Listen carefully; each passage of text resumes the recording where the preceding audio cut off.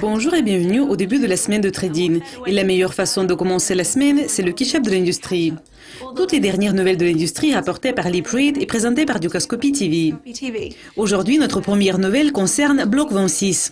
La société de capital et risque de blockchain a annoncé qu'elle a investi 450 000 $ dans Airbitz, une plateforme de portefeuille numérique. Cette infusion marque le premier investissement de Block26. Disponible pour iOS et Android, Airbitz crypte, sécurise et sauvegarde les données de l'utilisateur automatiquement et n'a pas besoin d'un vide utilisateur compliqué. Et l'architecture du serveur décentralisé assure que les portefeuilles d'Airbitz sont fonctionnels même si les serveurs de l'entreprise sont désactivés. Le PDG et le cofondateur d'Airbitz, Paul Puy, a dit « Airbitz est énormément honoré d'avoir un tel partenaire et investisseur principal comme Block26. Leur centre d'attention sur Bitcoin, la blockchain et les technologies décentralisées est parfaitement en ligne avec l'ADN des fondateurs d'Airbitz. Block26 apporte une expérience incroyable de construire une dynamique de l'équipe de haute performance et il voit la valeur dans les gens, les entreprises et les industries qui n'ont pas peur de perturber le statu quo. Nous voudrions bien construire un monde décentralisé avec leur passion et notre soutien de notre côté. » Les volumes journaliers des contrats de change au comptant se sont établis en moyenne à 108 milliards $ en juin, ayant reculé de 1,8% par rapport à 110 milliards enregistrés en mai, comme la plateforme de change au comptant de Thomson Reuters a vu le 4e mois de baisse de l'activité de trading le mois dernier.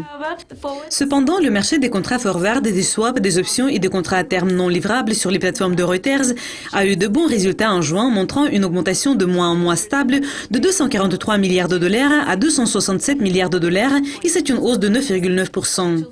Les volumes totaux liés à Forex sont établis à 375 milliards $, le troisième plus haut total dans la première moitié de 2015, après 402 milliards $ enregistrés en mars et 398 milliards $ enregistrés en janvier.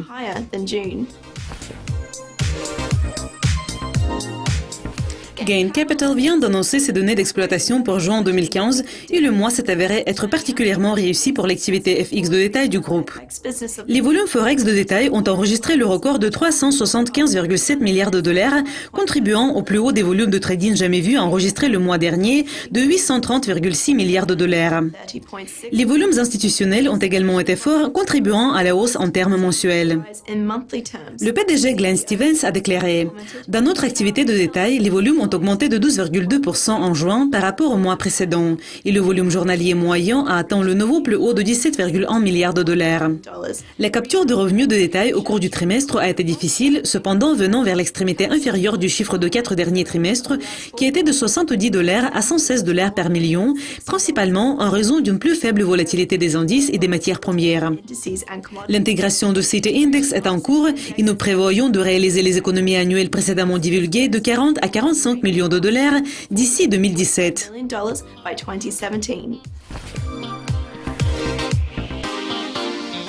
Malheureusement, c'est tout pour le Key-Chap de l'industrie d'aujourd'hui, mais Louise Macaulay va vous présenter notre prochaine édition demain. Donc restez à l'écoute de Dukascopy TV. Pour le moment, au revoir.